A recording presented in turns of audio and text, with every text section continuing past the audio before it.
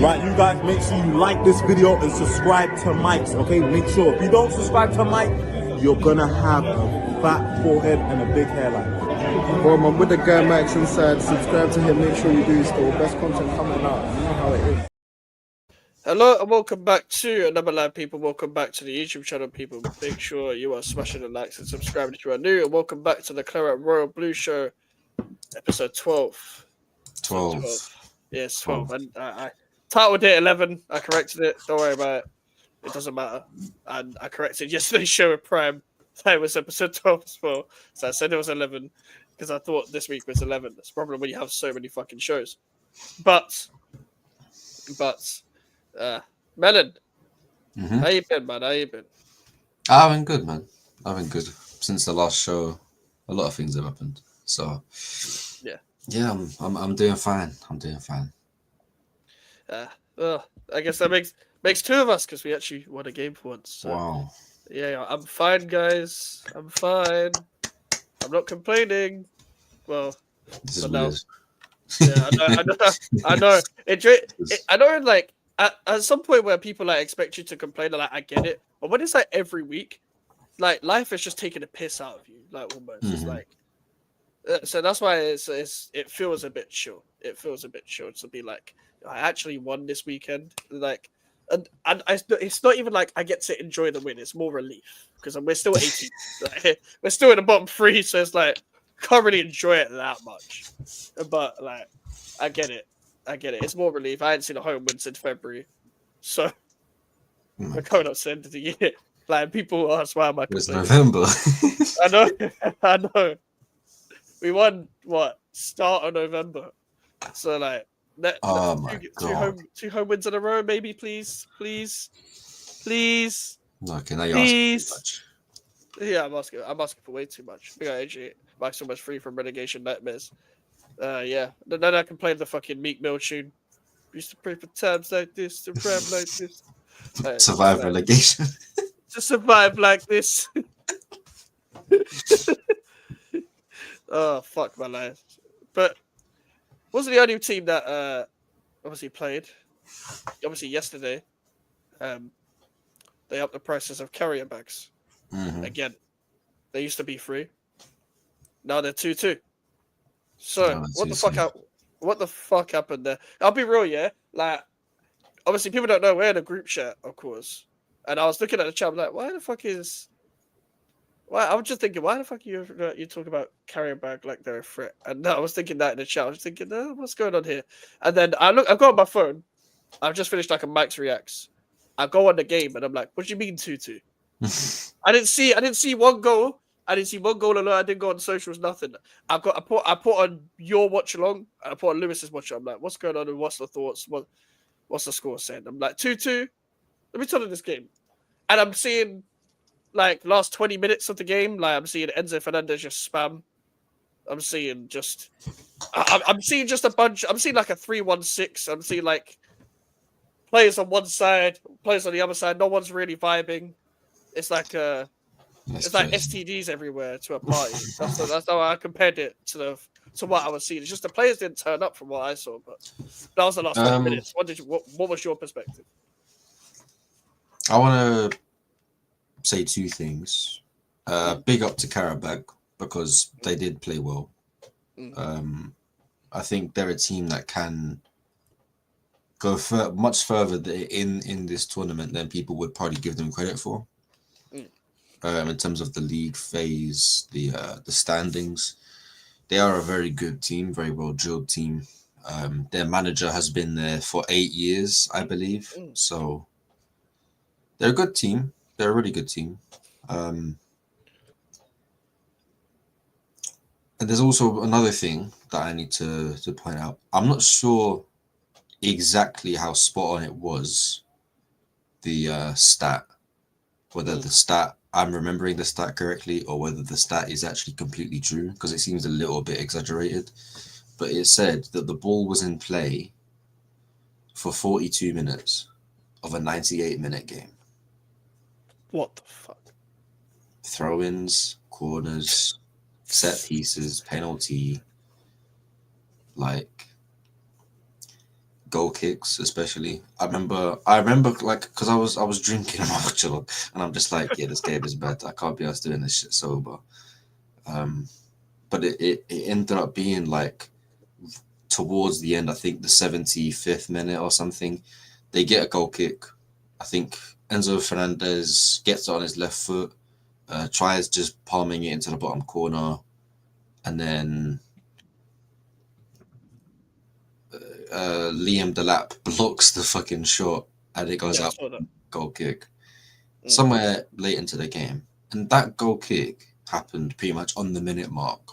And the goal kick was taken about a minute and 20 seconds after that. And that kept happening throughout the entire game. And that is where that stat comes from. The ball was barely in play, and we got 6 minutes of added time, which is great. Which is really good. I think we were definitely the better team out of the two teams. You'd expect that with the two squads that we put out. But yeah, it sort of spun my mind a little bit into a different, I don't know, not avenue, direction in terms of thinking about problems at the club, the negatives of the squad.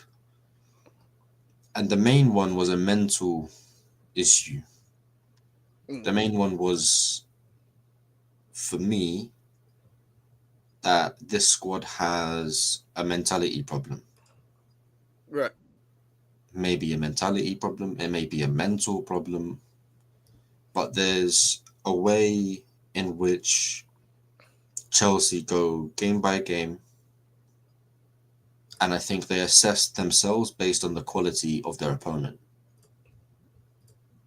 So it seems like whenever we go up against a team that we should win, like that Ajax team, like that Sunderland team, like this Karabakh team, I think Karabakh and Sunderland both sort of more comparable. I feel like we just sort of sat, relaxed, and we sort of just matched the quality of our opponents. That was definitely obvious to me against Karabakh, because we just completely weren't ourselves. We're giving away penalties. We're not finding the back of the net in situations that maybe we should. And it wasn't a good enough performance from Chelsea. It just wasn't. Can I ask something? You know the mentality problem thing? Do you think that comes from starters or squad players mainly? The people that you might be thinking of a mentality problem. If it is, I think people it's a lack of natural leaders in the squad. Reece James played. He wasn't bad at all, but I wouldn't say. I think he's more grown into this sort of leader role. Yeah. Rather than naturally being a great leader. And to answer your squad, Charlie, answer your fucking question, Charlie.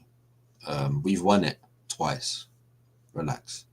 Don't get around by Charlie. I'm not. I'm just showing him his fucking place. But it's a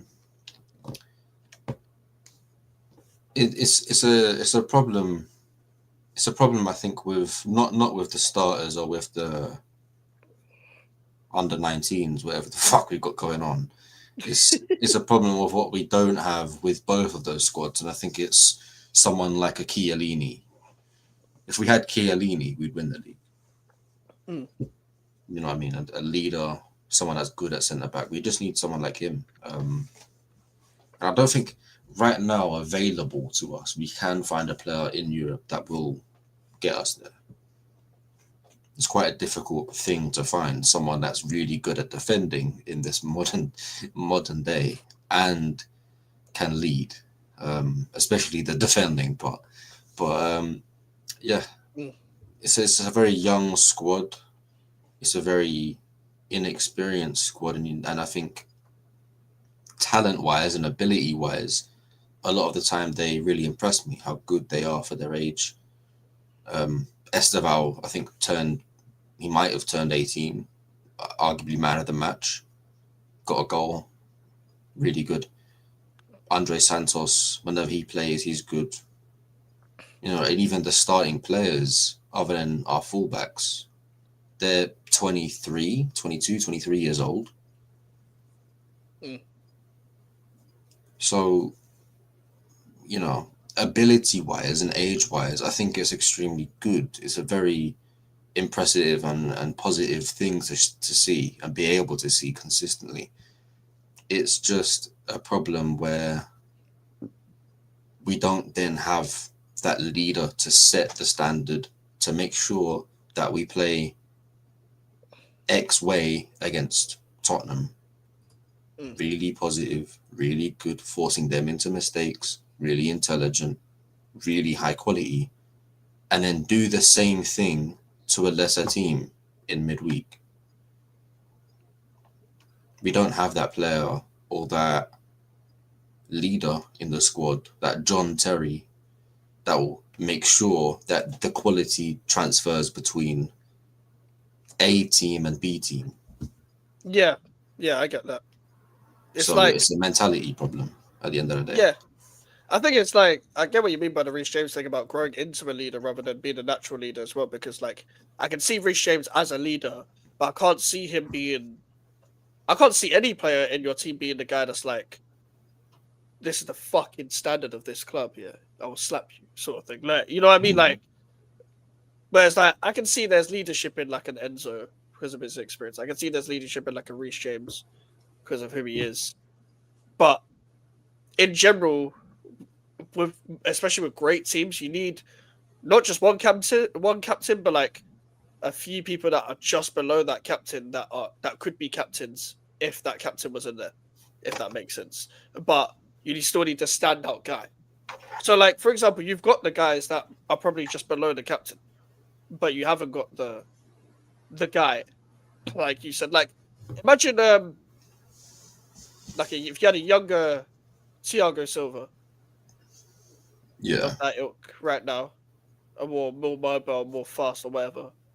But Thiago Silva still then, even though he wasn't the same Thiago Silva, he was still sick. So it's like you need that type of player. You need that type of quality of player.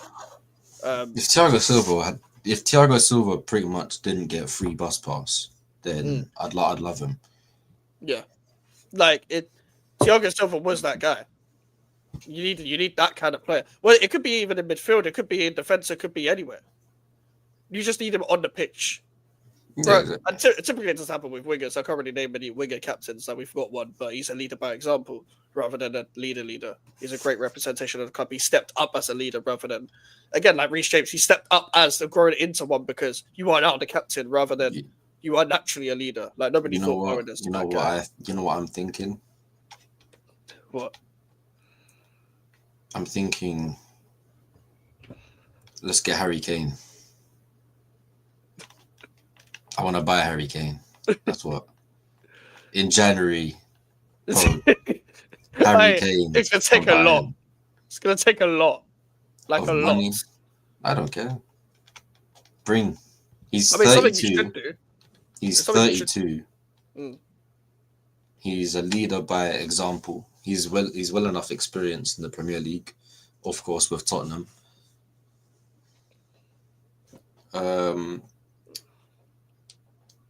I think honestly, if there was a dream player to sign, it would probably be someone like him, simply based on the leadership and the fact that he is Harry Kane.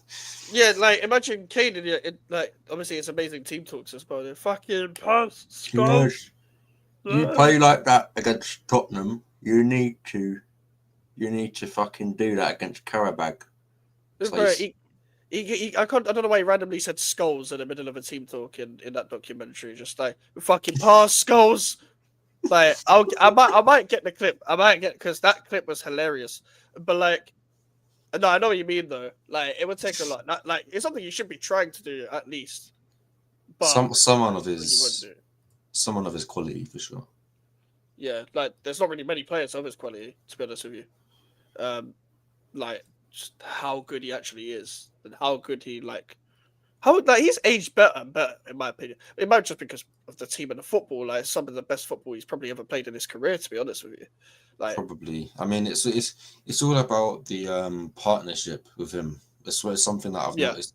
He always had a really good partnership with Son at Tottenham. I think if Son wasn't at Tottenham, Kane wouldn't probably be the player that he was, or as good as he was, or is still. Now he's playing closer to Gnabry, for example, in a 2, and it's just really so stupidly good. Honestly, a joke. Well, this is the speech you can be inspired by. Harry Kane, inspirational speech. We qualified tonight, lads. Kill that minute one. We press, we aggressive, fucking chances, goals, and we fucking goals. We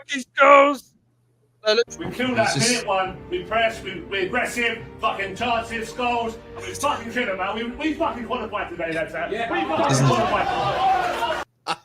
Fucking chances, goals, not skulls, bro.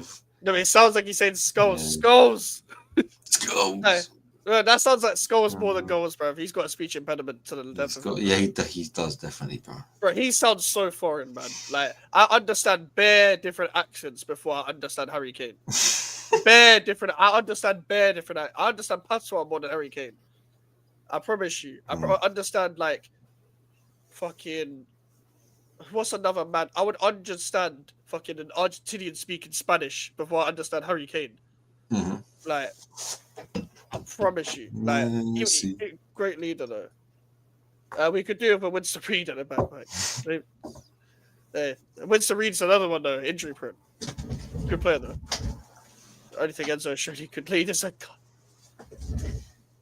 clan meeting. Clan meeting, bro. That's a normal meeting there, to be fair. I disagree. I think Colwell as captain material is always talking to Rest makes a different defensible cover. I mean, talking to Rest ain't really a leadership thing. It's just but making it a defensible cover is definitely. I remember when I was saying how important he was and how good he was.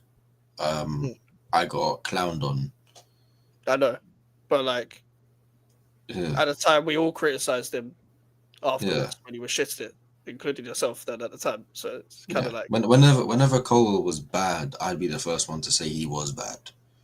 Yeah. And then everyone starts saying he's terrible, he can't defend, he isn't a good leader. All of a sudden now, look who everyone's crying for. I still we need Cole back. And when Cole comes back, we need someone that can compete with him, that can play in the same position as him. And I'm still looking at Cole as like upgradable, very upgradable for me. And I think he played really well, but I still think he's very upgradable. Who's a left-footed centre back that's currently playing that wouldn't cost an arm and a leg that will do better than him at his position right now? If you, for example, if Real Madrid didn't get Upamecano, would you take him? Because even though he's right-footed, he can play left centre back. No, I wouldn't. You wouldn't. I wouldn't play him there. We need a left-footed centre back on the left. We need it. But there's a lot of right-footed centre backs that are also comfortable on the left, like very comfortable. Yeah, but for our system, we need left-footed any day of the week. It's very specific. Like it sounds more like specific. Like for me, I still see the only one in the world that you would is Benoit Badiashile. I don't even know who the left centre backs are nowadays because Bastoni is not going to be able to like. Yeah, he's not joining. He'll cost 80 million, right? And that's not a problem for Chelsea. And you know he will be good at Chelsea. Captain material. He's tall as fuck. He's really good at defending. Left-footed, left-sided. That would be good. He's at Inter. I'm pretty sure. Oh yeah, of course. Yeah, you're never going to get him. Yeah. He's Italian. That's he ain't leaving. But if you're not going to be able to get a better left-footed centre-back, then you've got to get a really good right-footed one to help him because Fofana ain't going to fucking play a whole season.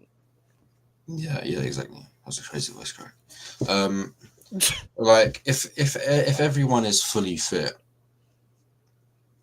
I don't know if I have said this on stream, but if everyone is fully fit at the back, for example, it's Cucurella, Colwell, Wesley Fofana, Reece James, Sanchez, right? Then you've got say a 4-2-3-1. Lavia, Caicedo, Palmer, Gittins, Delap, Esteval.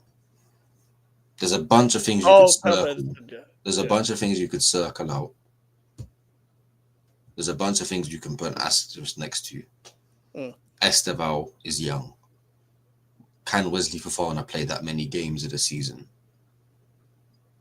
Is Liam Delap good enough to start for us in a league campaign, for example? Is Lavia going to be fit enough to play? Yeah, general. As soon as you get your fucking whiteboard eraser and you go and you smudge out Levi Colwill, you get rid of Levi Colwill from that, and then you put Badia Ashil there. What do you have? You have Wesley Fofana and Badia Ashil. That's good. Both of them then can't play a full season. So then you take both of them out. Yeah. Then you take both of them out. You've got Achampong and Chalaba playing together. Simply based on the fact Colwill's out injured, and the only depth we have for Colwill is Badia Ashil. If Badia Ashil wasn't made of fucking Weetabix, we would have a good season. Because Colwill wouldn't be missed as much as he is now. Oh, there's so many asterisks, bro. Like, it's so ridiculous. So would you bench Enzo then? Like, fully fit then? Can I say to Lavia, let Enzo sit the bench? Fully fit, Lavia's better than Enzo, yeah. So I agree with that. He plays a different role. Yeah, Lavia's like a... If you play in a midfield 3, like a 6 and 2 8s, you'd have Lavia, Caicedo and Enzo. But you play a 2 and then a cam, you'd play Lavia, Caicedo, and then Palmer. Yeah. And also, what I've noticed, the further forward we can allow Cucurella, like into that left 10, for example, yeah, the much, much, much better movement we see in the final third. Yeah, that makes sense. And that is why Lavia is so important. If we have Lavia and Caicedo next to each other, we have a 10 that shifts with a Cucurella that goes into that 10. And also it gives Caicedo more things to do as well, because Lavia's a 6, yeah. And it relieves stress from everybody. And if you think about all the goals Palmer scores when he's on the edge of the box, he cuts inside against Aston Villa, for example. The main thing you'll notice in every single one of them, besides like the quality of Cole Palmer, is Cucurella making a run, dragging a defender out. Enzo is extremely good. He's really versatile. So him playing in the 10, the difference between Enzo and Palmer playing in the 10 is Enzo can drop deep and you have to follow him. You have to, because of how good he is anywhere due to his passing range. You play him in the 10, both of their centre-backs occupy the striker. You drop, and one of their DMs, if they're playing a 2, has to follow Enzo. Then you've got Gusto, Caicedo on McAllister, for example. Then Caicedo's running in behind. That's the first goal we scored against Liverpool. That Caicedo goal. Yeah. When Enzo drops when he's playing in the 10, dangerous. There's so many good things about this Chelsea team. There's so many good variations of this Chelsea team. It's just not consistent enough. And that's because of the fucking board not doing anything about the Levi Colwill situation. They had 3 fucking weeks to deal with. I was going to say, it sounds like you need better sporting directors. Yes. That's what that's all the asterisks. That's what it all leads down to at the end of the day. And the owners are the ones that make the decision. It's on them as well. They're the ones that still fucking hire them. So yeah, it is. Everyone's got a shit. I love these sporting directors for the simple reason we're the best selling club in the world. Keep them as your selling ones and get different ones for hiring. Yeah, you should just have one each if it's like a wages thing as well. Like, because they might do the same job anyway. So it's not like one of them needs the other person to sell. So you might as well just release one of them and get someone that's actually going to bring players in. Who was to blame for yesterday? Asked John.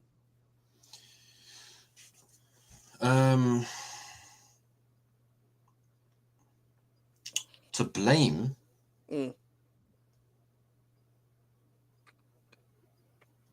No one. I don't think there was a single player that played like a level beneath anyone else. I saw Hater get a lot of the blame yesterday. Oh, Hato. I'll take back what I said. But if ignoring his performance, it's the fact that we didn't have anyone that would pick up our performance. That's why. But Hato, 100%. Hato had one of the worst first halves I've ever seen. Bakayoko level. Like, this guy, so bad. Is it even fair? Like, I'm not saying it's an excuse, but I'm saying, for example, someone like that has barely played. So, like, for example, they've never had a run of games. So when they're thrown into the bit of, not the deep end, but it's like, if they get one appearance and one cameo, is it fair to, like, throw the whole shit at them sort of thing? It's like... He hasn't only played one game, but what we've just been speaking about is the fucking mental, like, the fact that the sporting directors don't have a brain or eyes, right? They're fucking dumb. And simply because our left-sided centre-back in a 4 isn't there. Where do you think Hato played? I'm sorry, the left centre-back 4. Left centre-back. He was playing there because no one else could have. We need a left-footed player that's good at defending, that's good at passing, that can somewhat play in the back line. He was tried there. He had the worst performance I've ever seen any centre-back have in a long while. Like, genuine Timu Bakayoko levels against, like, Watford.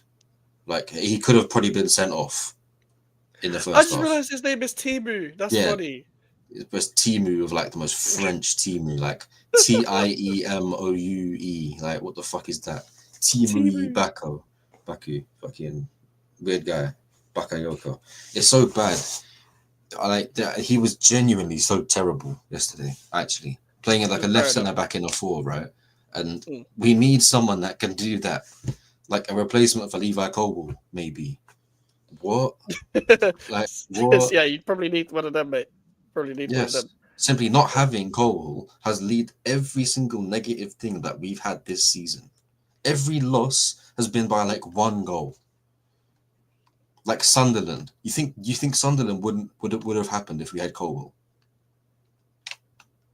I don't watch the game, so I don't know. But I hear you. Like, we wouldn't have been in that terrible situation. The injuries have killed us, and simply because we don't have a direct replacement for anybody in our squad that can genuinely replace the likes of Liam Delap, Colwell, Wesley Fofana. I think Wesley Fofana can be. We have replacements for Reece James. We have replacements for Cucurella, for Lavia, for Caicedo even, for Palmer, for Gittins, even though it's not very good, it's got an actual. For Esteval, because we have Neto, who's really good on the right. Although we have multiple different strikers, multiple different cams, they're not the same cam. If you need a specific type of striker, like one that's really tall and good in the air, like Delap, for example, you don't have another one because the only other striker you have is Mark Guiu, who for some reason doesn't want to play or doesn't get fucking game time because Tyreek George is up top. Fucking stupid Enzo Maresca, bruv. And then it's just shit, man. It's just shit. Yeah. It's just shit. There were so many fucking oversights by the board. It's ridiculous, man. I don't know how the board could just let this shit happen. It's so dumb. But yeah, Charlie said you called him generational. Colwell, yeah. I believe he's generational, but I believe what I've always liked about Colwell is that really good at the ball, passing between the lines really well. And to me, when he's in the centre, especially in central areas, I trust him more than wider areas for me. And that's always been that was the opinion I kind of formed out under Brighton, though, especially because, I remember under De Zerbi, that was his main attributes anyway. Even at Huddersfield, he was actually more suited in the middle of playing in a 3 rather than a wide of a 3, really, because when he was passing, it would allow him to pass diagonally and centrally, etc., straight to the midfield. Rather than when he's on the left of a 3, it's like, nah, you're not really getting the best out of him because the wing back has gone up because Huddersfield sometimes played a 3. 1v1 with the centre back, nah, it's not really his thing. But in the central area, when he's trying to read the game, he's not bad at reading the game. However, Yeah, I just think he is upgradable, but at the same time, not really many players out there you get that are going to cost like, cheap. And the problem is,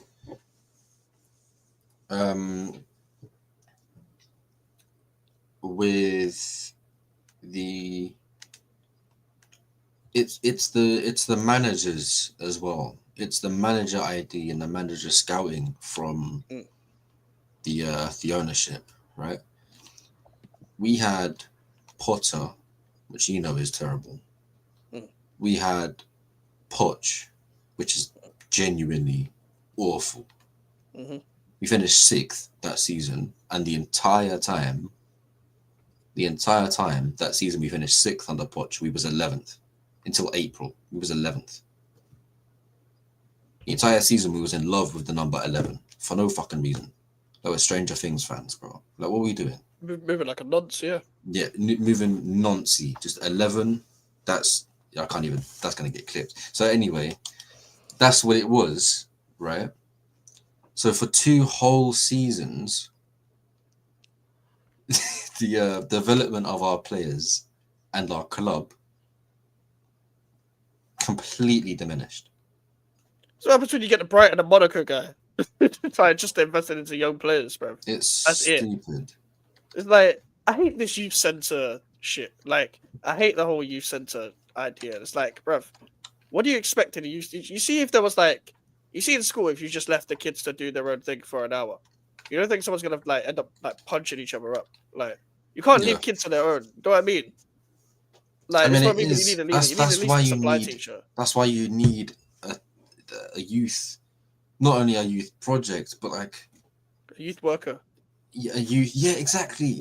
Someone that's gonna work with the youth and develop them into you're gonna develop them into like the player that they can be. Yeah, stop them from being gang members. Lying to you. Exactly, bro. They're like, yo, man, you ain't gonna be a gang member. You're not gonna be what's it called? The whole Jadon Sancho shit. You're not gonna send it to Jadon Sancho. You're gonna be a Tyreek George. You're gonna be so it's a problem. It's a massive problem at Chelsea.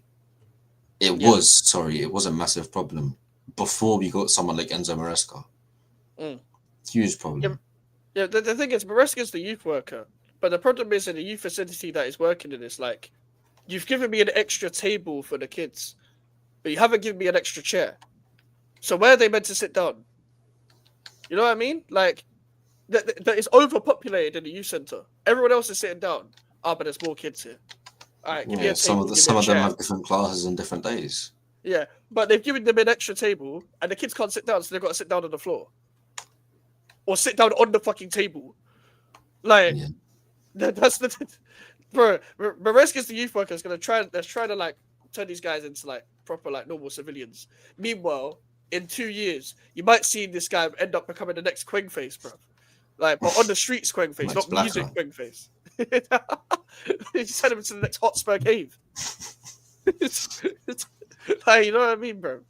Like, Gabriel Bastoni only left-footed centre-backs that are better than Cole. I still think Van der Ven's better than Cole, but overall as a defender, if I want to defend, the reason why is because they play together. They would, but like as a more balanced, like.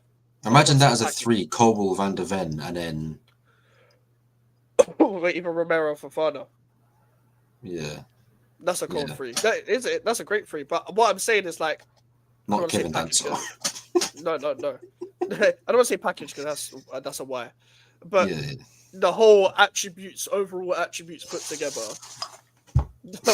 But can I not say a sentence, bro?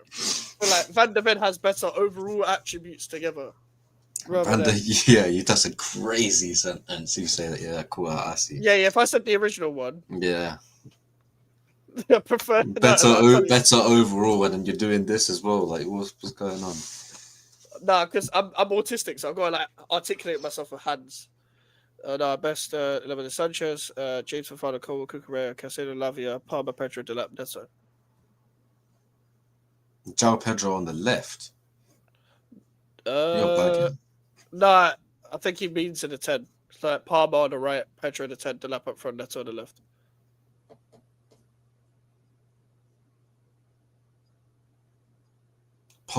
Palmer right wing. No. João Pedro in the 10, Delap up top, Neto left wing. No. Neto left wing. João Pedro in the 10, okay. Palmer on the right wing, okay. But then Neto is just shit. So what's the point? You don't like Neto anymore? On the right wing, he's elite. He's really good.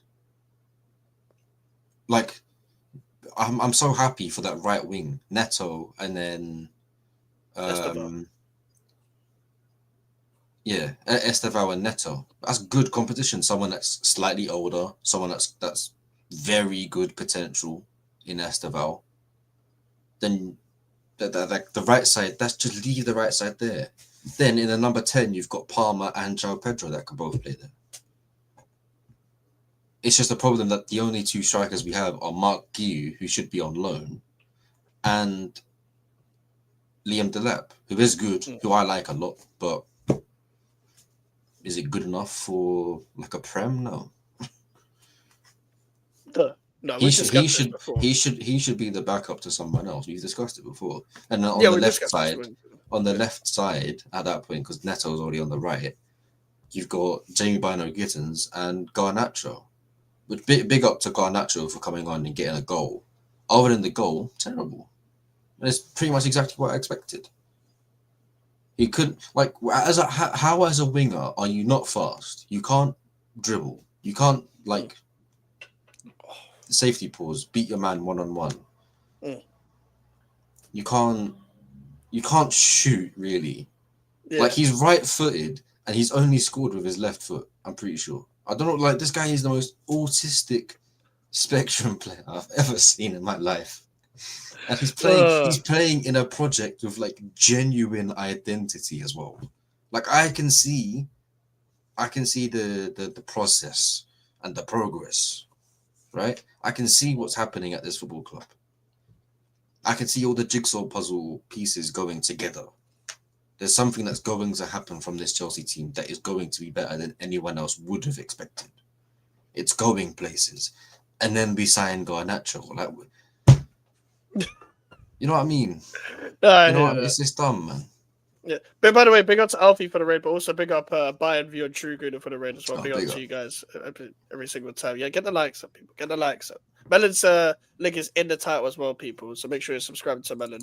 Nearly on 100 subs. So keep subscribing. Why did you sell Vega? AJ asked. It was a player that every single person wanted to keep. Based on the quality, based on the situation. He's a left-footed centre-back that we was playing as a left-back at the time. And he was saying to Maresca that he wanted to be a centre-back and that he wanted to go out on loan as a centre-back because he wanted to be a centre-back, a left-sided centre-back in a 4. Every single fucking thing about Vega was perfect. He was 6'9", physical as shit, great defender, can defend in wide areas, left-footed, plays on the left side. Lying about his age as well. That's a proper player. Yeah. He wanted to leave. I'm not going to sit here and say, yeah, stay. He wanted to leave. He can leave. He went to Juventus on loan. We got a bunch of money from Juventus on loan. I think, like, we signed him for like 20 million or something like that, 15, 20 million. We got like basically that much money from the loan fee for sending him out on loan to Juventus. And then we sold him on a permanent for like the same money we signed him for. So we just got better money for free. And now we have a problem with that side of that area of the pitch. That's why I'm not going to be raging over Vega because he wanted to leave. I'm not going to want him to stay. Imagine if he did stay though. He would have been perfect right now. Perfect, bro. Perfect. Everyone knew. Enzo Maresca knew he was perfect. I knew he was perfect for this role. It's good. Yeah. Everything was good. It's a shame, I guess. Cucurella can't play that high up when Tosin is playing left centre back and Enzo is playing on the left end midfield because they are the two of the slowest players. Yeah, I mean it's a problem the way we're trying to experiment with the shape. We're trying to have like a bit of rest defense and all that fucking bollocks. Basically, we want instead of sitting in a 3 and a 2, we want to sit in a 2 and a 3. 2 centre backs and then the 3 of Caicedo, Reece James, and Cucurella, pretty much. That's what we want. And then we you got centre backs that can pass really good if you're going to do that as well. Like, yeah, and we need centre backs that are fast and can pass. So Colwill, Wesley Fofana, Reece James, Cucurella, Caicedo, Enzo. That's the situation you do Enzo over Lavia, because then Enzo pushes up into left 10. You got Palmer on the right 10, Esteval, Liam Delap, and Gittins. That's a team that can win majority of the football matches it plays. Yeah. If it isn't, then shoot me. But like, yeah, obviously, like I really like Gittins. I think he could grow into a really good player. Obviously, I think we discussed the Delap thing before. I think he's a good player, just not Chelsea star level in my opinion. But Palmer and Esteval, what I really like about Esteval, I just really like young players that you either get young players that they either crumble because of the big lights, but you get the young players that they upgrade themselves because of the players they're playing around. So I remember when, like, in the Barclays era especially, I always refer to the past because we are nostalgia merchants, word to the podcast. But like, you had players that went to Man United and were excited to play with Rooney and Van Persie. Yeah. You had players that went to Chelsea who were excited to play with Drogba and Terry. You had players that were going to Arsenal excited to play with the Van Persie at the time at Arsenal and players like that. Like, they all made them into better players. Yeah, exactly. And that's what makes or breaks a young player. Are you scared of the lights, or are you excited to play with the players that are way better than anyone you've ever played with before? And it's still mad to me how Esteval, Endrick, and Guilherme was a front three at one club. Where's Endrick? He's going on loan to Lyon because he all wants all of the fucking PR wasn't good for him apparently. The Bobby Charlton. Well, he created his own fucking PR. That's the problem. Girl, man. But to be fair, he wants to get minutes for the World Cup, so I get it. I think Gilgrad's a really good player, but I just think it just doesn't make sense right now. It just doesn't make sense. But Alonso needs to fucking fix up. I know Alonso's like made Real Madrid into a decent team overall, but what Real Madrid really struggle with right now, ever since Benzema left and Toni Kroos left, is turning up in the big games. So when Benzema left, they could get away with it a little bit because Toni Kroos was there. But now they've not got Kroos, they've not got Modric, they've got Benzema. So and Vinicius Junior, they struggle so much finding balance. Like, it's still a problem. Yeah, Mbappe's running through the middle. Like, nobody wants that. Like, he can do it, but like, bro, he'd be better on the left with an actual striker. Sell Vinny. Honestly, I don't think it's like the worst thing to do as well. Like, or unless if Vinny's gonna fix up, just let him be an impact player.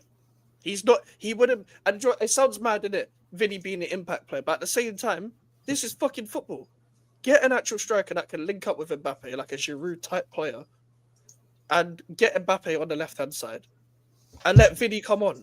If he doesn't want to put up with it, ship him to Palmeiras, bruv. Like, simple as that, bruv. I think when, because Luis Diaz is still like 26, maybe. I think Vinny could probably go to somewhere like Bayern. That would make sense, yeah. I don't think Bayern spend that much money. I don't think they do.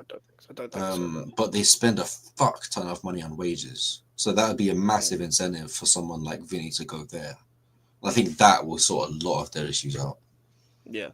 I think Vinny needs to go. I personally rate Rodrigo over Vinny. So do I. Better footballer. Yeah. I think Rodrigo, like, I get these Brazilians, man. They no matter what, they want to stay at Real Madrid. Don't want to stay in Spain. But like, you need to grow up. Like, that's what I mean. Like, Ronaldinho ain't here anymore, guys. Like, I know you're inspired by him, but he ain't here. So, like, what's his do-rag got anything to do with you right now? Like, you know what I mean? What's his old number 10 shirt got to do with you? Like, it's got nothing to do with you right now. So go and play football. Like Rodrigo will probably make the World Cup squad, but if he doesn't, it's his own fucking fault. Yeah. It's your own fault. Like, I feel like he should force a move. Like if in like half a year's time, like maybe not in January, right, but in like the summer, if he doesn't get enough game time for him, I think he should just force a move. And I think he should go to the Prem. I wouldn't mind Rodrigo at my club. I wouldn't mind. He'd do really good at any Premier League club right now. Yeah. I'll be honest. Like, he's a complete upgrade. Imagine he goes Man City. If he's a complete upgrade on what those three teams have, well, every top team right now in the Premier League has. He's an upgrade. He's an upgrade on Doku. He's an upgrade on Gakpo. He's an upgrade on fucking Trossard. He's an upgrade on Gittins. Do you think Liverpool would spend more money though?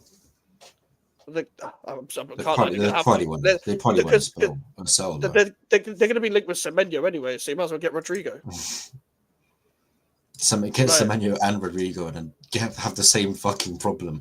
It's like, for fuck's sake. I can see Ken Isak again. Yes, I'm free from Madrid. I'm going Liverpool. What do you mean you're signing Mbappe as well? What? Hey, imagine.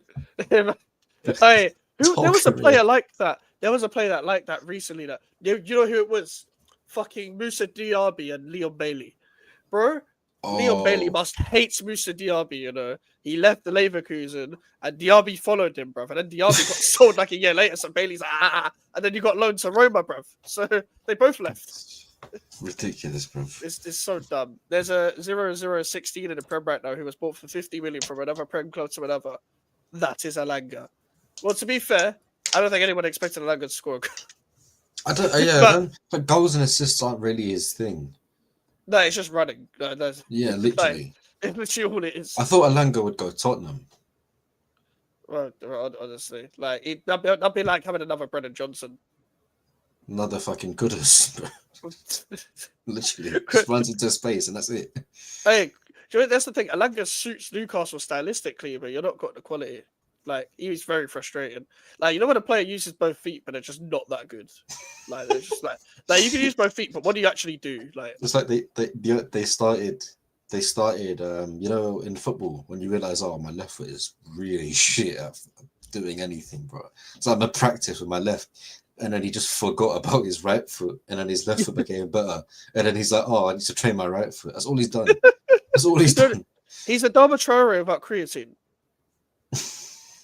That's what he is. He's a Dharma Traore without creatine. Like, a Dharma Traore said he's got a bit of muscle. Like, you know what I mean? Like, Alanga ain't got that muscle. No protein, fucking bro. That's just crazy. No protein, no creatine. No dumbbells at home. Just preteen, bruv.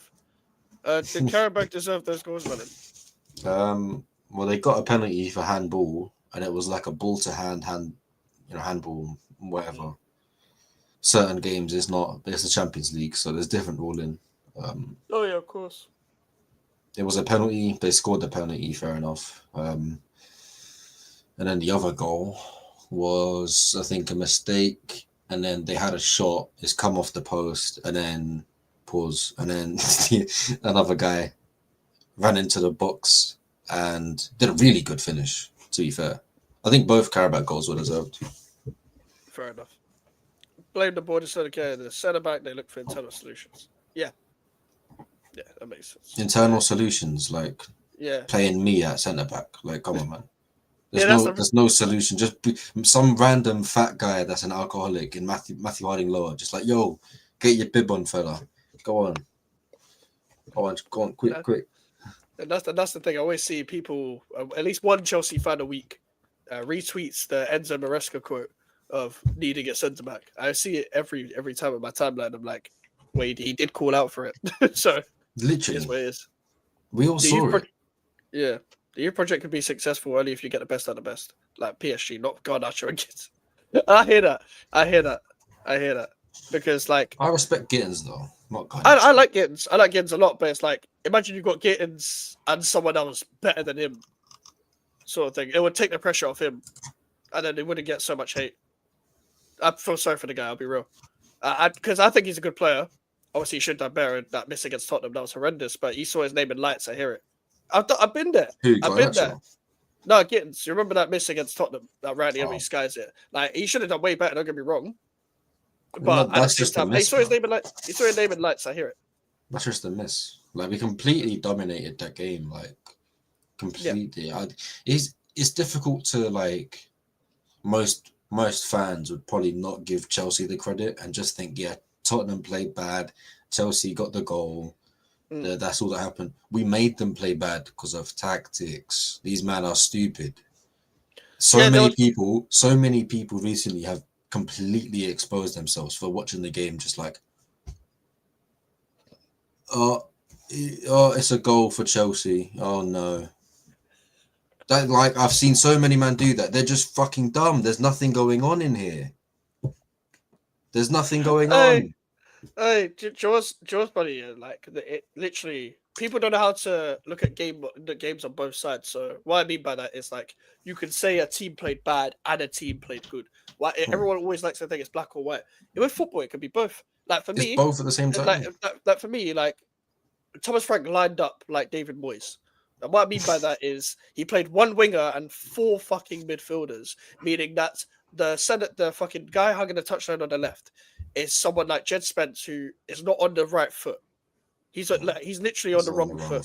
So he's going to cut in anyway. Bergval's going to go, or Bergval or Simmons when he came on is going to go to the touchline, and then he's on his right foot, and then you're making a run, and then you pass sideways, and then you go backwards, and then the only outlet is Mohamed Kudus. And as much as I don't rate Mohamed Kudus as much as the next man, what the fuck was he meant to do against Chelsea? If he is the only winger that's playing for Tottenham, he's the only outlet. So you're relying solely on him. Believe it or not, Tottenham fans, he is not Neymar, like you guys call him. So basically, Kudus ain't kind of going to do everything because you pin everything on him. He's not a goal scorer. He can create with a goal scorer, cool. He can run into space, cool. But if he's your only winger, what the fuck do you expect him to do? He scored 1 goal for a reason. I think Chelsea got it right in terms of tactics. I think you could have finished your chart, or you just could have finished your charts a bit more and made the scoreline bigger. With Tottenham, those tactics were genuinely fucking shocking. I'm sorry, but anyone that plays Palhinha, Benson Court, and is looking for ball progression, Thomas Frank, I can't lie. There's a reason why you're getting criticism. It's not for no reason as well. Because I've seen these lineups before at West Ham.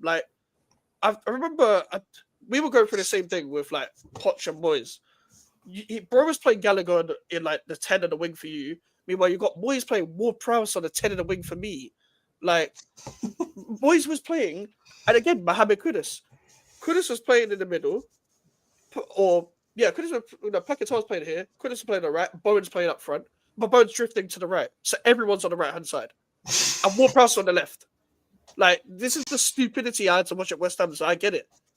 Yeah, it's ridiculous. So yeah, I think Thomas Frank. I really, really like Thomas Frank as a manager. I think he's a really good manager, but I feel like to step up to Tottenham for many reasons, I think he needed to have this experience maybe to develop himself as a manager, because I feel like he's one-dimensional in the way of being multi-dimensional. And you can only really be multi-dimensional if you're playing at the same club for a long time.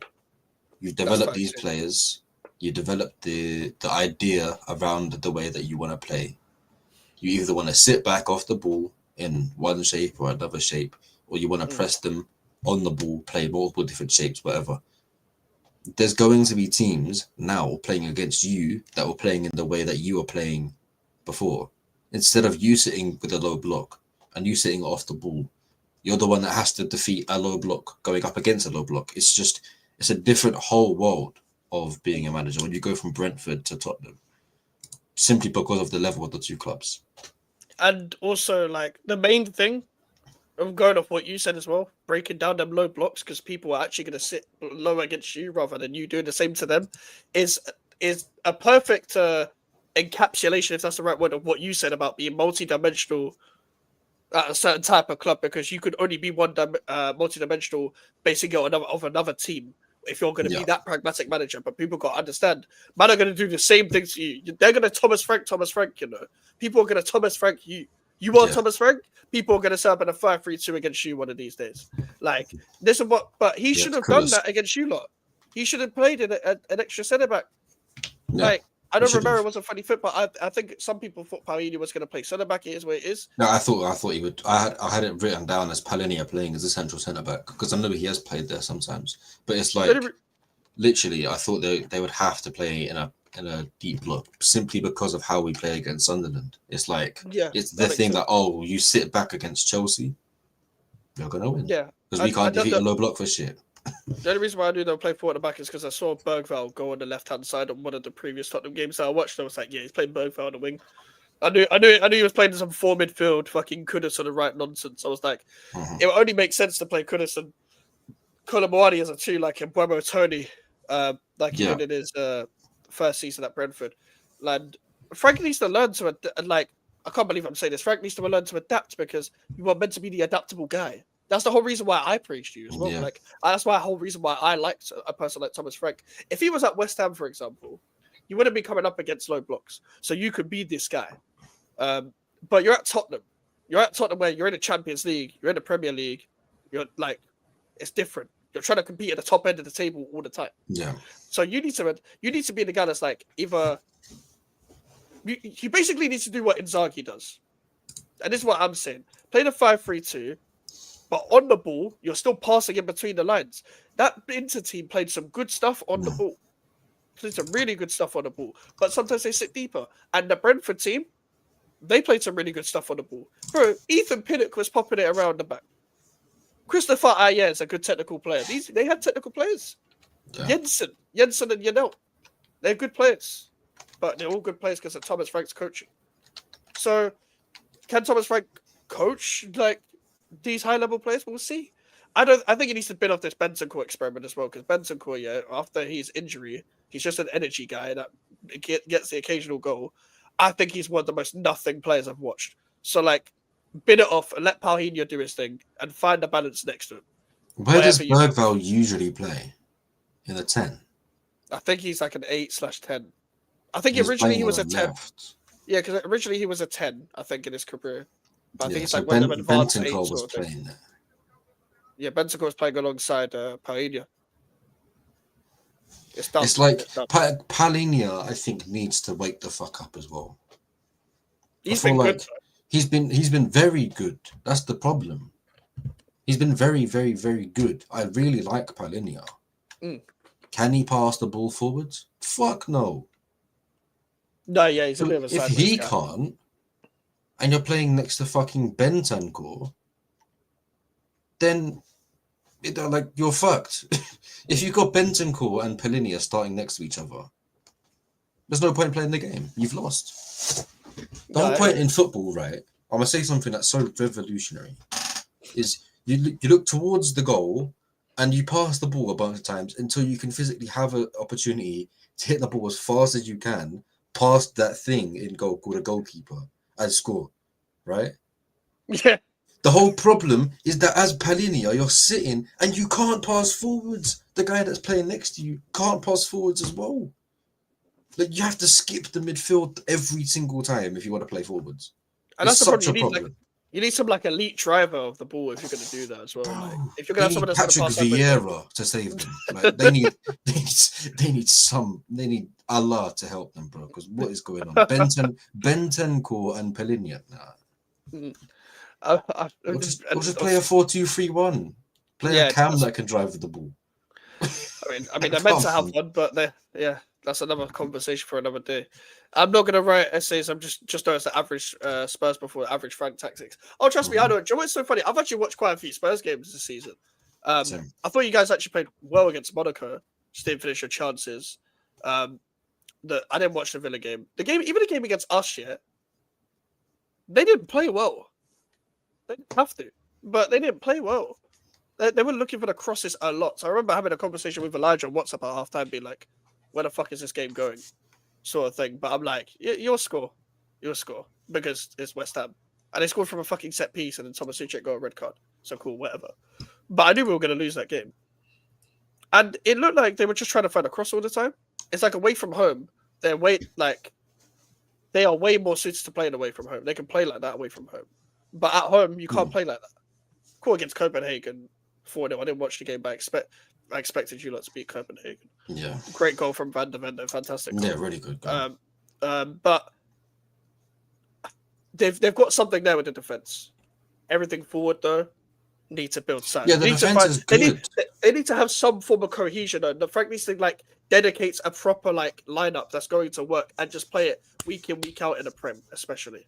I feel like they just need to find the right balance of their midfield, and that's pretty much them sorted. It's like it's a problem where if you go up against a team like Chelsea, you're gonna get out fucked.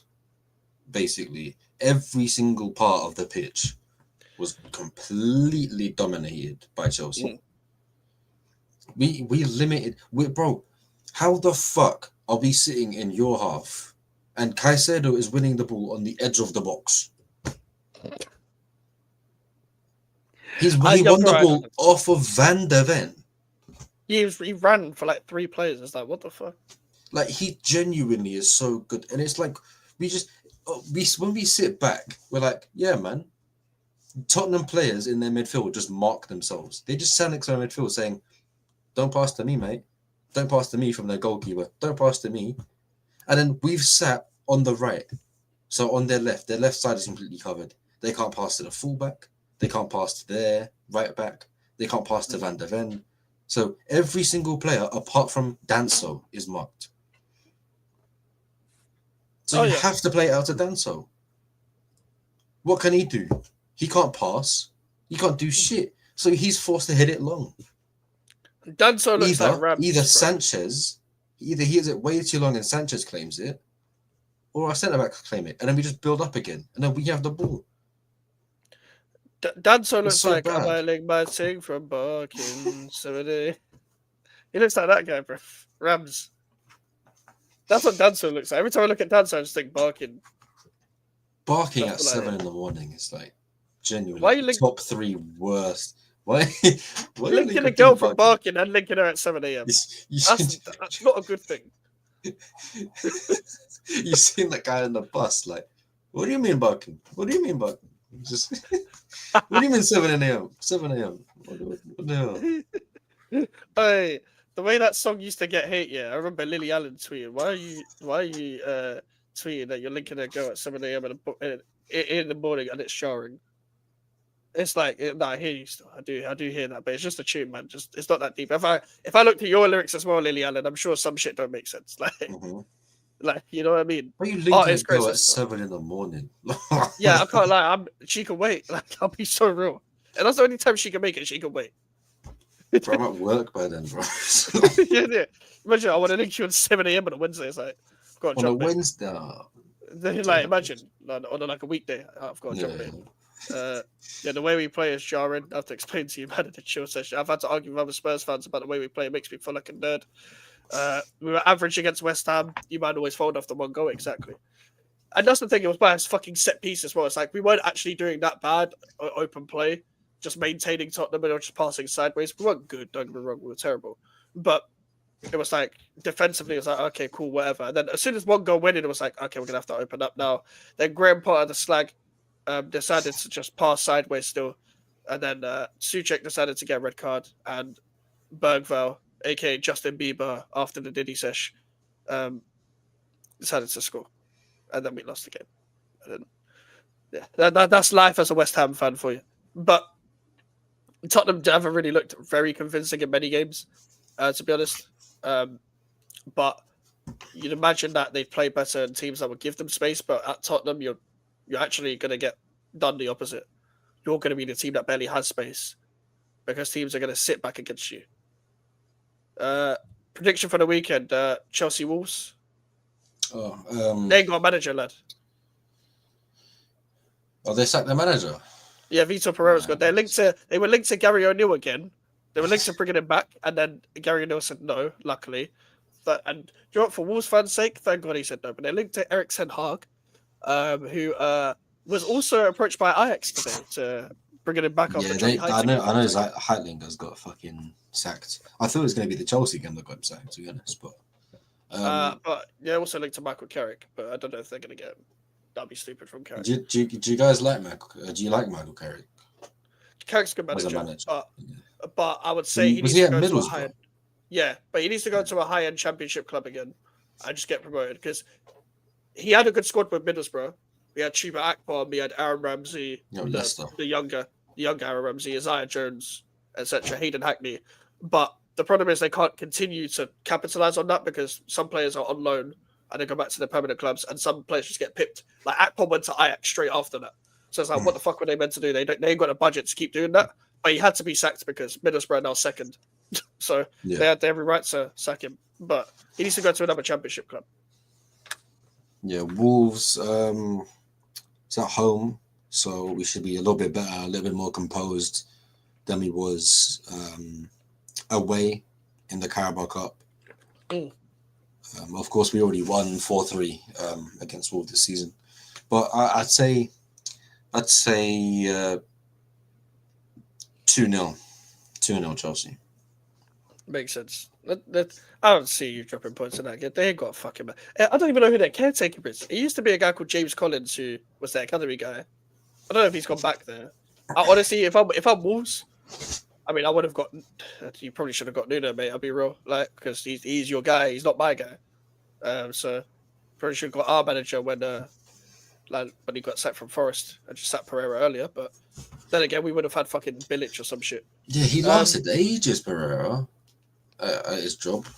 No, he only got hired like end of last year. He hasn't been Way there longer than I thought he would, anyway. Like they Pereira's haven't been good since they probably signed him. Right? Yeah, they had a good end to the season last season, but that's because they had Nori and Cunha. And now they're shit. I'm pretty sure that team beat us, didn't it? Yeah, Bloody hell. I think so. 4-2, I'm pretty sure. But Cunha just fucking slapped us. Oh no, that was under Gary O'Neill. That was a little longer. That was like 2 seasons ago. I think that was under Poch even. Yeah, that was Poch versus 2 years Gary ago. O'Neill. Losing to Gary O'Neill is insane. Poch should definitely be sacked. No, because I swear it was Burnley. That's what it was. Yeah, but we played against Burnley and we lost, and they had 10 men and they had their manager sent off. Oh, company! Oh my god! Yeah. Oh my god! It was genuinely so bad. If it helps, we drew to Burnley 2-2 at home that season, and David Dattra Fofana scored a long shot against us. And Josh, our former player Josh Cullen, got an assist for a Mavropanos own goal. By the way, Josh Cullen that should still be at West Ham right now. He should still be at West Ham. He was through our academy, and we sold him to Anderlecht, and then company had him at Anderlecht and brought him to Burnley. Fucking big up the square Sullivan, fucking nonce. But yeah, 2-0 Chelsea against Wolves. Speaking of Burnley, we've got Burnley at home. I think it'll be a draw. Really? Yeah, because Burnley are going to be as open as Newcastle. But also, the last time we won 2 games in a row was like February or was that March or some shit. We beat Arsenal and Leicester. Didn't concede a goal. The thing is, we should be winning with a clean sheet, and it sounds mad because we're 18th, but like Burnley don't have that much up front. But the problem is, we've got Max Kilman. So Max Kilman against Fleming and Foster and the man. Is that the worst transfer of the? Like that's got like 40 million. For the money it is. It's the worst spending of money we've ever done. Yeah. I'd say, but it's not the worst player. Or it's probably not even the worst transfer just because of how bad our transfers have been. But like in terms of for the money and for the player we've got, it is. But because Kilman wasn't bad last season, but it's like it's long. It's just long because like he played like it makes sense that he came up through futsal because he has no physicality. He's really good at the ball, but he has no physicality. None at all. Anytime a guy presses him, he wants to do like some roulette instead of he wants to start. He wants to start, man. Yeah, I'm gonna show your flex here. I'm gonna team power. It's like no, bro. Like Burnley back 5 is actually solid. They're actually better with the back 4. They don't even like playing in the back 5. They don't even like playing there. They've lost very much nearly every game. What the fuck is your picture? Black Santa. Who is in the Santa thing, John? But I know Kyle Walker's actually done alright for them. but I know Leslie and Kachukwu has done great for them. I know Josh Cullen's done alright for them. But still, like, we should be winning this game. Kyle Walker. We should be winning this game. If we play the exact same team, we should be winning this game. Somerville, Wilson, Fernandez, Paquetá, Potts, and Bowen should be winning that. That's prime. Oh, it's prime. It's prime in the That's sense. not prime, bro. Is it prime? It might actually be prime. I don't know. Fuck's sake. You can change the background if you want, Mike. I was tempted. Just do it. Hey, sharp prime. Sharp prime. Doritos. Dorito, get that away from my head, man. Just a fucking fat Dorito entering my fucking face camera. Fuck's sake, man. Fuck's sake. But yeah, I think it'll be 1-1, and I'll be very disappointed if we don't win. Because, like, if we do win, then cool. I understand why people would say it's the turning point. Nuno will help you survive. But honestly, I'm still going to be cautious even if we win fucking 6 games in a row. I'm like, I really don't care. Like, I'm not that kind of person that's like buys the hype after one game. People getting too ahead of themselves. We played well. Can we do that again, please? We're gonna win the Champions League. Yes. What the fuck are you on about? Gonna win a lot. Fucking massive again. You know that Arsenal fan that randomly just like won a game and like they're gonna win the Champions. They won you in the Champions League. Oh yeah. What's his name? What's my? I think his name is not Bully was the one that with the nose ring. I forgot about missed. Don't laugh at this because he's dead now. Heavy D, that's his name. Heavy D, rest in peace. Rest in peace. Because that was the guy who said outside the stadium about